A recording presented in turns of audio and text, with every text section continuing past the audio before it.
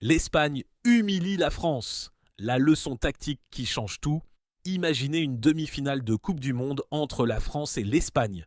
Tout le monde s'attend à un choc équilibré. Pourtant, après quelques minutes, une évidence apparaît. Une seule équipe contrôle réellement le match. L'Espagne ne s'est pas contentée de gagner. Elle a imposé sa loi.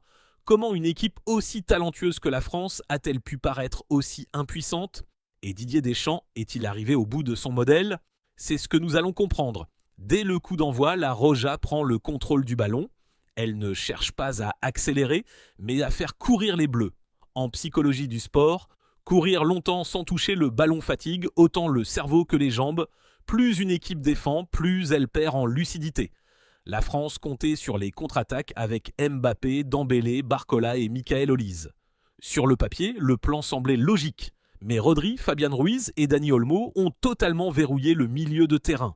Les lignes de passe disparaissaient avant même d'être utilisées, empêchant les Français de lancer leurs attaques. Le vrai secret espagnol était son organisation.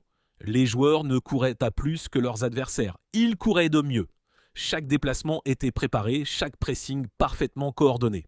Grâce à ces automatismes, il jouait avec une seconde d'avance et dans le football moderne, une seconde fait toute la différence. À force de subir, la France finit par craquer. Lamine Yamal provoque Lucas Digne dans la surface, penalty. Mikel Oyarzabal transforme sans trembler. Ce but change totalement la dynamique du match. L'Espagne gagne encore en confiance tandis que les Bleus commencent à douter. Quelques minutes plus tard, William Saliba se blesse et doit quitter le terrain. Son remplacement désorganise la relance française.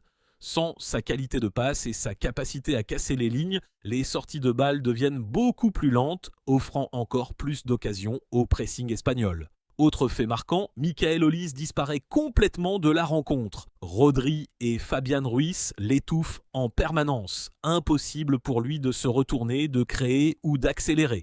Le principal créateur français est totalement neutralisé, ce qui prive les Bleus de toute imagination offensive. Au retour des vestiaires, Didier Deschamps tente de réagir avec l'entrée de Manu Koné. Mais le problème dépasse les individualités. Le système espagnol continue d'étouffer la France. Les Bleus courent toujours après le ballon sans réussir à construire de véritables actions. Puis arrive le coup de grâce. Dani Olmo trouve parfaitement Pedro Porro qui inscrit le deuxième but à 2-0.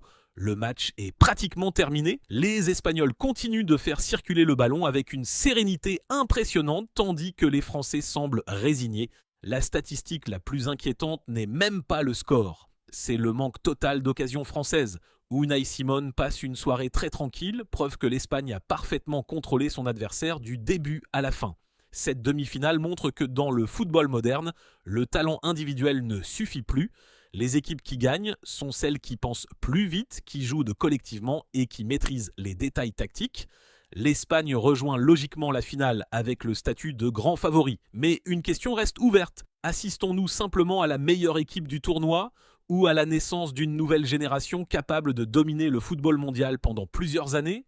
Et vous, selon vous, la responsabilité de cette élimination revient-elle à Didier Deschamps, aux joueurs français, ou faut-il simplement reconnaître que l'Espagne était largement supérieure? Dites-le en commentaire.